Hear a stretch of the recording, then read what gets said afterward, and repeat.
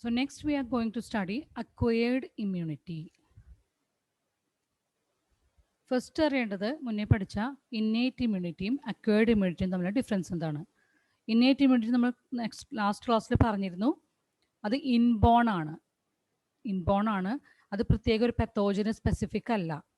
എല്ലാ അസുഖത്തിനും വേണ്ടി നമ്മുടെ ബോഡീനെ സംരക്ഷിക്കുന്ന ഒരു ഇമ്മ്യൂണിറ്റിയാണ് inborn immunity. But here the acquired immunity എന്ന് പറയുന്നത് നമുക്ക് ജന്മന ഉള്ളതല്ല. നമ്മൾ ജനിച്ച് കാലക്രമേണ നമ്മുടെ ജീവിത കാലഘട്ടത്തിൽ നമ്മൾ നേടിയെടുക്കുന്ന ഇമ്മ്യൂണിറ്റിയാണ് അക്വയർഡ് ഇമ്മ്യൂണിറ്റി. ആൻഡ് ഇതിൽ വേറെ ഡിഫറൻസ് ഉണ്ട്. This is pathogen specific. ഒരു പ്രത്യേക പെത്തോജന് വേണ്ടി തന്നെയാണ് ഇമ്മ്യൂണിറ്റി ഉണ്ടാവുക. അത് പ്രത്യേക ഒരു അസുഖത്തിന് വേണ്ടിയാണ് ആ ഇമ്മ്യൂണിറ്റി ഉണ്ടായിരിക്കുക. അപ്പോൾ ആ അസുഖത്തിനെ പ്രതിരോധിക്കാൻ വേണ്ടി മാത്രമേ ആ immunity സഹായകമാവുള്ളൂ. Then, so we can see the characteristics of acquired immunity. It is pathogen specific immunity developed during lifetime. Pathogen specific ആണ് നമ്മുടെ ലൈഫ് ടൈമിൽ ഡെവലപ്ഡ് ആവുന്നതാണ് acquired immunity. Then what is the speciality or importance of acquired immunity? Here it is characterized by memory. Memory എന്ന ഒരു ക്യാരക്ടറാണ് ഇവിടെ acquired ഇമ്മ്യൂണിറ്റിക്ക് ഉള്ളത്. That means during the first encounter, അതായത് ആദ്യത്തെ പ്രാവശ്യം ഈ പെത്തോജൻ ബോഡിയിൽ എൻ്റർ ചെയ്യുമ്പോൾ the body produces primary responses. Body ഉണ്ടാക്കുന്ന ആദ്യത്തെ റെസ്പോൺസിന് നമ്മൾ പ്രൈമറി റെസ്പോൺസ് എന്ന് പറയുന്നു. But it is very low intensity, അതിൻ്റെ തീവ്രത വളരെ കുറവായിരിക്കും. But during the second encounter, രണ്ടാമത് വീണ്ടും ഇതേ പെത്തോജൻ നമ്മുടെ ബോഡിയിൽ എൻ്റർ ചെയ്യുവാണെങ്കിൽ ആ സമയത്താണ് ഈ മെമ്മറി എന്ന ക്യാരക്ടർ ഉപയോഗം വരുന്നത്. അപ്പോൾ രണ്ടാമത് വീണ്ടും സെയിം പെത്തോജൻ എൻ്റർ ചെയ്താൽ ആ മെമ്മറി ഉള്ളത് കൊണ്ട് പെട്ടെന്ന് പെത്തോജനെ ബോഡിക്ക് റെക്കഗ്നൈസ് ചെയ്യാനും ഐഡൻറ്റിഫൈ ചെയ്യാനും സാധിക്കും. So then it produces another response which is called secondary response. അപ്പോൾ സെക്കൻഡറി റെസ്പോൺസ് പ്രൈമറി റെസ്പോൺസിനേക്കാളും ഹൈ ഇൻറ്റൻസിറ്റി ആയിരിക്കും. Then which are the main cells which causes the acquired immunity? The primary and secondary immune responses are carried out with B lymphocytes or B cells and T lymphocytes or T cells. അപ്പോൾ B സെൽസും T സെൽസും ആണ്. അത് B ലിംഫോസൈറ്റ്സിന്റെ short form ആണ് കേട്ടോ. ലിംഫോസൈറ്റ്സിന് പകരം സെൽസിന് ഉപയോഗിക്കുന്നത് മാത്രം. പ്രൈമറി ആൻഡ് സെക്കൻഡറി ഇമ്മ്യൂൺ റെസ്പോൺസിന് കാരണമാവുന്ന സെൽസ് ബി സെൽസും ടി സെൽസും ആണ്. And so what is the main role of B cells? B cells produce antibodies. അപ്പോൾ ആക്ച്വലി ആൻറ്റിബോഡി ഉണ്ടാക്കുന്നത് ബി സെൽസ് അല്ലെങ്കിൽ ബി ലിംഫോസൈറ്റ്സ് ആണ്. What are antibodies? These are the proteins to fight with pathogens. നമ്മുടെ ബോഡിയിൽ enter ചെയ്യുന്ന പെത്തോജൻസിനെ fight ചെയ്യാനുള്ള proteins ആണ് antibodies. Then what is the function of, what is the role of T lymphocytes? It help B cells to produce antibodies. അപ്പോൾ antibodies ഉണ്ടാക്കുന്നത് B cells ആണെങ്കിലും ഈ B സെൽസിനെ ആൻറ്റിബോഡീസ് ഉണ്ടാക്കാൻ സഹായിക്കുന്ന സെല്ലാണ് ടി സെൽസ് അല്ലെങ്കിൽ T lymphocytes. Then now we can see the structure of antibody. ആൻറ്റിബോഡിയുടെ സ്ട്രക്ചറാണ് ഈ കാണിച്ചിരിക്കുന്നത്. ബ്ലൂവും ബ്ലാക്കും പിന്നെ വൈറ്റും ബ്ലാക്കുമായിട്ടുള്ള ആ സ്ട്രക്ചറാണ് ആൻറ്റിബോഡിയുടെ structure. So antibody has 4 polypeptide chains. 4 chains ആണ് 4 ലൈനായിട്ട് കാണിച്ചിരിക്കുന്നത്. രണ്ട് ലോങ് ലൈൻസും 2 സ്മോൾ ഷോർട്ട് ലൈൻസും. ലോങ് ലൈൻസിന് നമ്മൾ ഹെവി ചെയിൻ എന്ന് പറയുന്നു. ആ സ്മോൾ ലൈൻസിന്, ഷോർട്ട് ലൈൻസിന് ലൈറ്റ് ചെയിൻ എന്ന് പറയുന്നു. So from this picture we can understand there are 2 long lines or 2 heavy lines and 2 light lines അല്ലേ. 2 ചെയിൻസ് ഉണ്ട്, ലൈറ്റ് ആയിട്ടുള്ള 2 ചെയിൻസും ഹെവി ആയിട്ടുള്ള 2 ചെയിൻസും. So we can represent antibody as H2L2. ഇനി there are different types of antibodies in our body. അത് ഓരോ occasion അനുസരിച്ച് ഓരോ ആൻറ്റിബോഡീസ് ആയിരിക്കും ബോഡി ഉണ്ടാക്കുക. IgA, IgG, IgM, IgE and IgD are the common antibodies that are discovered now. ഇതുവരെ discover ചെയ്ത് ഈ ആൻറ്റിബോഡീസ് ആണ്. അത് ഓരോ സിറ്റുവേഷൻ അനുസരിച്ചാണ് ഉണ്ടാക്കുക. Then there are 2 types of immune response. Body acquired ഇമ്മ്യൂണിറ്റിയുടെ സമയത്ത് റെസ്പോണ്ട് ചെയ്യുന്ന 2 മെത്തേഡ്സ് ഉണ്ട്.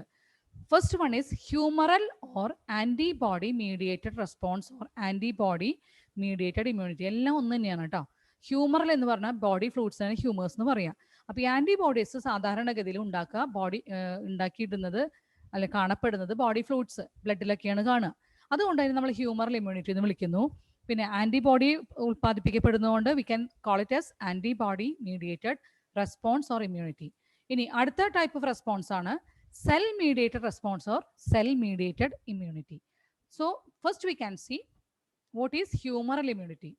It is the immune response mediated by antibodies. പേരിൽ നിന്ന് തന്നെ അറിയാം അല്ലേ, ആൻറ്റിബോഡീസ് ഉണ്ടാക്കി നമ്മുടെ ബോഡിയിൽ പെത്തോജൻസ് വരുമ്പോൾ റെസ്പോണ്ട് ചെയ്യുന്ന രീതിയാണ് humoral immunity. Antibodies are found in blood plasma, so it is called as humoral immune response. Body ഫ്ലൂയിഡിൽ ബ്ലഡിലുള്ള പ്ലാസ്മയിൽ കാണുന്നതുകൊണ്ട് നമ്മൾ ഹ്യൂമറൽ ഇമ്മ്യൂൺ റെസ്പോൺസ് എന്നൊരു പേരും പറയുന്നു. Then what is cell mediated immunity or cell mediated response? It is the immune response mediated by cells വഴിയാണ് നമ്മൾ പ്രതിരോധിക്കുന്നത്, റെസ്പോണ്ട് ചെയ്യുന്നത്. അപ്പോൾ ഏതൊക്കെ സെൽസ് ആണ്? ടി ലിംഫോസൈറ്റ്സ് ആണ് അവിടെ സഹായിക്കുന്നത്. പിന്നെ body can differentiate between self cells and non self cells. നമ്മുടെ സ്വന്തം സെല്ലുകളെയും അല്ലെങ്കിൽ നമ്മുടെ സ്വന്തം ഓർഗൻസിനെയും പുറമേ നിന്ന് വന്ന ഓർഗൻസിനെയും ഫോറിൻ ഓർഗൻസിനെയും ബോഡിക്ക് ഡിഫറൻഷിയേറ്റ് ചെയ്യാനുള്ള കഴിവുണ്ട്. ആ കഴിവിന് കാരണം നമ്മുടെ സെൽ മീഡിയേറ്റഡ് ഇമ്മ്യൂണിറ്റി ആണ്. അതുകൊണ്ടാണ് നമ്മൾ ഓർഗൻ ട്രാൻസ്പ്ലാന്റേഷനൊക്കെ കഴിയുന്ന കേസസിൽ ആ ഓപ്പറേഷൻ സക്സസ്ഫുൾ ആണെങ്കിലും പല കേസസിലും റിജക്ഷൻ ഉണ്ടാവുന്നുണ്ട്. ഗ്രാഫ്റ്റ് റിജക്ഷൻ എന്നാണ് നമ്മളതിനെ പറയുക. അതിന് കാരണം നമ്മുടെ ബോഡിയുടെ സ്വാഭാവികമായ പ്രതിരോധ ശേഷി, അതായത് സെൽ മീഡിയേറ്റഡ് ഇമ്മ്യൂണിറ്റി ആണ്. അപ്പം അങ്ങനെയുള്ള കേസസിൽ സാധാരണ നമ്മൾ ചെയ്യും, ഇങ്ങനെ ഒരു ട്രാൻസ്പ്ലാന്റേഷൻ നടക്കുന്നതിന് മുൻപ് ആ ആള് ആരിൽ നിന്നാണോ ഓർഗൻ എടുക്കുന്നത് ആ ആളുടെ ഓർഗനും ആർക്കാണോ കൊടുക്കേണ്ടത് അവരുടെ ടിഷ്യൂസും തമ്മിൽ മാച്ച് ചെയ്ത് നോക്കും. അത് സക്സസ്ഫുൾ ആണെങ്കിൽ ബ്ലഡ് ഗ്രൂപ്പ് മാച്ച് ചെയ്യും. ഇതൊക്കെ സക്സസ്ഫുൾ ആണെങ്കിലാണ് ട്രാൻസ്പ്ലാന്റ് ചെയ്യുള്ളൂ. പക്ഷേ എങ്കിൽ കൂടിയും ട്രാൻസ്പ്ലാന്റേഷന് ശേഷം ഇവർക്ക് ഗ്രാഫ്റ്റ് റിജക്ഷനുള്ള സാധ്യതയുണ്ട്. കാരണം നമ്മുടെ ബോഡി പുറമേ നിന്ന് വന്ന എല്ലാത്തിനെയും ഫോറിൻ ബോഡി ആയിട്ട് കാണുള്ളൂ. അതിനെ റിജക്ട് ചെയ്യാനുള്ള ഒരു ടെൻഡൻസി നമ്മുടെ ബോഡിയുടെ സെൽ മീഡിയേറ്റഡ് ഇമ്മ്യൂൺ റെസ്പോൺസിനുണ്ട്. അതുകൊണ്ട് ഇങ്ങനെയുള്ള ഒരു പേഷ്യൻ്റ്, ട്രാൻസ്പ്ലാന്റേഷൻ കഴിഞ്ഞൊരു പേഷ്യൻ്റ് ജീവിതകാലം മുഴുവൻ ഇമ്മ്യൂണോ സപ്രസൻസ്, ഈ ഇമ്മ്യൂണിറ്റിയുടെ ഒരു കുറയ്ക്കാൻ വേണ്ടിയിട്ട് ഇമ്മ്യൂണോ സപ്രസൻസ് കഴിക്കേണ്ടി വരും. എന്നാൽ മാത്രമേ ആ ഓർഗൻ കൊണ്ട് അദ്ദേഹത്തിന് ജീവിക്കാൻ സാധിക്കുള്ളൂ. Then what are the two types of acquired immunity? Active immunity and passive immunity. ഇംഗ്ലീഷിൽ നിങ്ങൾ ഗ്രാമറിൽ ആക്റ്റീവ് വോയിസും പാസീവ് വോയിസും പഠിച്ചിട്ടുണ്ട്. ശരിക്കും ലിറ്ററലി അതാണ് തന്നെയാണ് ഇവിടെ മീനിങ്. ആക്റ്റീവ് ഇമ്മ്യൂണിറ്റിക്ക് ബോഡിക്ക് ആക്റ്റീവ് റോളാണ്, പാസീവ് ഇമ്മ്യൂണിറ്റിയുടെ കേസിൽ ബോഡിക്ക് പാസീവ് റോളാണ്. അതായത് ബോഡി ആക്റ്റീവ് അല്ല, അതാണ് പാസീവ് എന്ന് പറയുന്നത്. അപ്പോൾ ആക്റ്റീവ് ഇമ്മ്യൂണിറ്റിയും പാസീവ് ഇമ്മ്യൂണിറ്റിയും ടു ടൈപ്സിൽ നമുക്ക് കാണാം, natural and as well as artificial. So first we can see active immunity. എന്താണ് active immunity? It is the immunity in which antibodies are produced in a host body when the host is exposed to antigens. അപ്പോൾ antigen എന്ന് പറഞ്ഞാൽ പെത്തോജൻ ആണ്. നമ്മുടെ ബോഡിയിൽ വരുന്ന ആൻറ്റിജൻസിനോട് body എപ്പോഴാണ് exposed ആവണേ, അല്ലെങ്കിൽ ബോഡിയിലേക്ക് ആൻറ്റിജൻ എപ്പോഴാണ് ഉള്ളിൽ വരുന്നത്, ആ സമയത്ത് നമ്മുടെ ബോഡി ആൻറ്റിബോഡീസിനെ പ്രൊഡ്യൂസ് ചെയ്യുന്നു. അങ്ങനെയുള്ള ഇമ്മ്യൂണിറ്റിയാണ് ആക്റ്റീവ് ഇമ്മ്യൂണിറ്റി. അതൊരു സ്ലോ പ്രോസസ്സാണ്. കാരണം ബോഡിയുടെ ഉള്ളിൽ ആൻറ്റിജൻ വന്നു, അല്ലെങ്കിൽ അസുഖം ഉണ്ടാക്കുന്ന പെത്തോജൻ എൻ്റർ ചെയ്തു, ബോഡി അതിനെ റെക്കഗ്നൈസ് ചെയ്യണം. അപ്പോൾ എന്ത് ടൈപ്പ് ആൻറ്റിബോഡി പ്രൊഡ്യൂസ് ചെയ്യണമെങ്കിൽ അതിനും സമയമെടുക്കും. Antibodies R proteins. സാധാരണ പ്രോട്ടീൻ ഉണ്ടാക്കുന്ന അത്രയും സമയമെടുക്കും. നമ്മൾ പ്രോട്ടീൻ ഉണ്ടാക്കുന്ന പ്രോസസ്സ് നമ്മൾ പഠിച്ചു, സെൻട്രൽ ഡോഗ്മ നമ്മൾ പഠിച്ചതാണ്. അതേ സ്റ്റെപ്സിൽ കൂടെ കടന്നു പോയി പ്രോട്ടീൻ ഉണ്ടായിട്ടാണ് നമ്മൾ ഈ ആൻറ്റിജനോട് റെസ്പോണ്ട് ചെയ്യാൻ സാധിക്കുള്ളൂ ബോഡിക്ക്. അപ്പോൾ അതൊരു സ്ലോ പ്രോസസ്സാണ്. ഇനി ഈ ആക്റ്റീവ് ഇമ്മ്യൂണിറ്റി തന്നെ രണ്ട് ടൈപ്പ് ഉണ്ട്.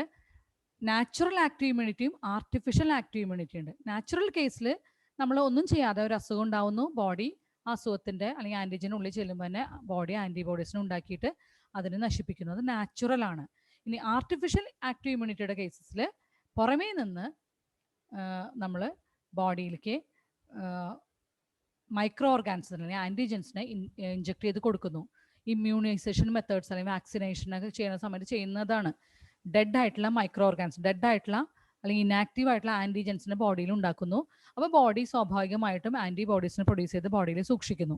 അതാണ് നമ്മൾ വാക്സിനേഷൻ സമയത്തൊക്കെ നടക്കുക. കുഞ്ഞുങ്ങൾക്കൊക്കെ വാക്സിൻസ് അല്ലെങ്കിൽ ഇമ്മ്യൂണൈസേഷനൊക്കെ ചെയ്യുന്ന സമയത്ത് നടക്കുന്നത്.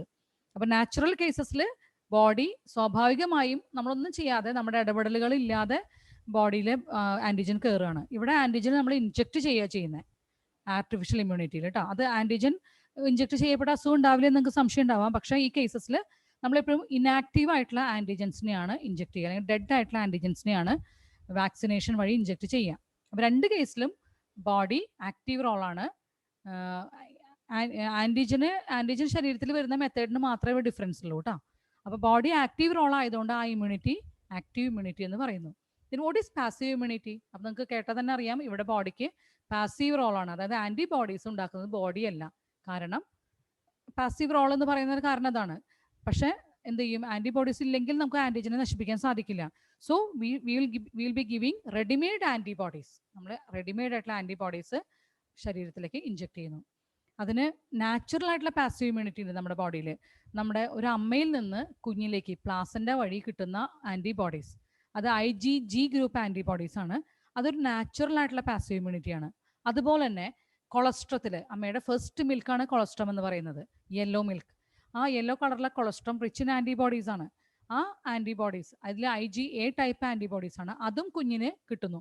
ഈ രണ്ട് കേസസിലും കുഞ്ഞിന് പ്രതിരോധ ശേഷിയില്ല, കുഞ്ഞിന് ആൻറ്റിബോഡീസ് കിട്ടുന്നു. പക്ഷേ ഈ ആൻറ്റിബോഡീസ് കുഞ്ഞിൻ്റെ ശരീരത്തിൽ ഉണ്ടായതല്ല, അമ്മയുടെ ശരീരത്തിൽ നിന്ന് കുഞ്ഞിലേക്ക് കിട്ടുന്നതാണ്. അതുകൊണ്ട് നമ്മൾ അതിനെ പാസീവ് ഇമ്മ്യൂണിറ്റി എന്ന് പറയുന്നത്. പിന്നെ നാച്ചുറൽ ആയിട്ട് കിട്ടുന്നതുകൊണ്ട് അതിനെ നാച്ചുറൽ പാസീവ് ഇമ്മ്യൂണിറ്റി എന്ന് പറയുന്നു. ഇനി what is artificial passive immunity? ഇവിടെ നമ്മൾ ആർട്ടിഫിഷ്യൽ ആയിട്ട് ആൻറ്റിബോഡീസിനെ ഉണ്ടാക്കിയിട്ട് ശരീരത്തിലേക്ക് ഇഞ്ചെക്ട് ചെയ്യുന്നു. That is artificial passive immunity. ടെറ്റനസിൻ്റെയൊക്കെ ഇഞ്ചെക്ഷൻ കൊടുക്കുന്നത്.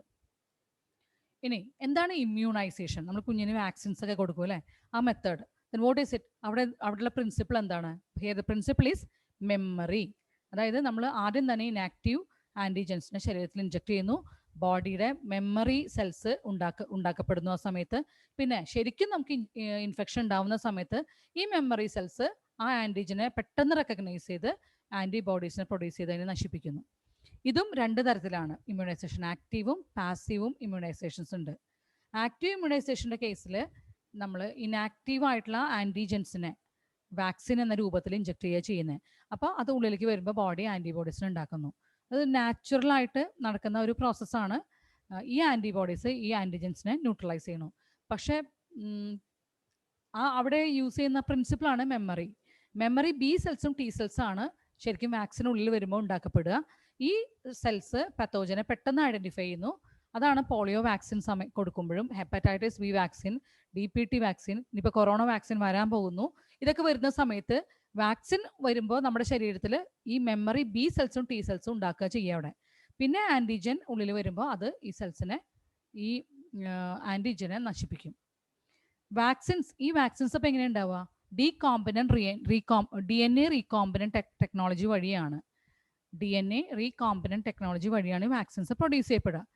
അത് DNA റീകോമ്പിനൻറ്റ് ടെക്നോളജി നിങ്ങൾക്ക് ബോട്ടണിയിൽ ഡീറ്റെയിൽ ആയിട്ട് പഠിക്കേണ്ട ഒരു ചാപ്റ്റർ തന്നെയാണ് ബയോടെക്നോളജി. അപ്പോൾ അതിൽ ഡീറ്റെയിൽ ആയിട്ട് എക്സ്പ്ലെയിൻ ചെയ്യാം. Then what is passive immunization? അവിടെ പ്രീ ഫോംഡ് ആയിട്ടുള്ള ആൻറ്റിബോഡീസിന് അല്ലെങ്കിൽ ആൻറ്റി ടോക്സിനെ നമ്മൾ കൊടുക്കുന്നു. അത് സാധാരണ നമ്മൾ ചെയ്യുക ക്വിക്ക് ഇമ്മ്യൂൺ റെസ്പോൺസ് വേണ്ട കേസസിലാണ്. ഇപ്പോൾ സ്നേക്ക് വിനം, പാമ്പ് കടിയേറ്റ ഒരാൾക്ക് ആൻറ്റിബോഡീസ് ഉൽപ്പാദിപ്പിക്കപ്പെടാനുള്ള സമയമൊന്നും കൊടുക്കാൻ സാധിക്കില്ല. അപ്പം അങ്ങനത്തെ കേസസിൽ എന്ത് ചെയ്യും? നമ്മൾ പ്രീ ഫോംഡ് ആൻറ്റിബോഡീസ് അവിടെ ഓൾറെഡി ഉണ്ടായിരിക്കും. ആ ആൻറ്റിബോഡീസിനെ ബോഡിയിലേക്ക് ഇഞ്ചെക്ട് ചെയ്യുക. അത് ടെറ്റനസ്, തുരുമ്പുള്ള സാധനങ്ങളൊക്കെ കൊണ്ട് കൈയൊക്കെ മുറിയാൽ നമ്മൾ TT ഇഞ്ചക്ഷൻ എടുക്കും അല്ലേ? ഈ TT ഇഞ്ചക്ഷൻ്റെ കേസസിലും അത് തന്നെയാണ്, നമ്മൾ പ്രീ ഫോംഡ് ആൻറ്റിബോഡീസ് ബോഡിയിൽ ഇഞ്ചെക്ട് ചെയ്യണം. So this is the end of this portion. അപ്പോൾ ഇതിൻ്റെ ചാപ്റ്ററിൻ്റെ നെക്സ്റ്റ് പോർഷൻ നെക്സ്റ്റ് വീഡിയോയിൽ വരും. അപ്പോൾ ഇത് എൻഡ് ചെയ്ത് കഴിഞ്ഞാൽ നോട്ട്സ് കൃത്യമായിട്ട് എഴുതി പോയിക്കോളാം കേട്ടോ. So next we can see the next portion in the another class. ഇതിൻ്റെ സംശയങ്ങളും ഡൗട്ട്സും എല്ലാം വാട്സപ്പിൽ ചോദിക്കുക.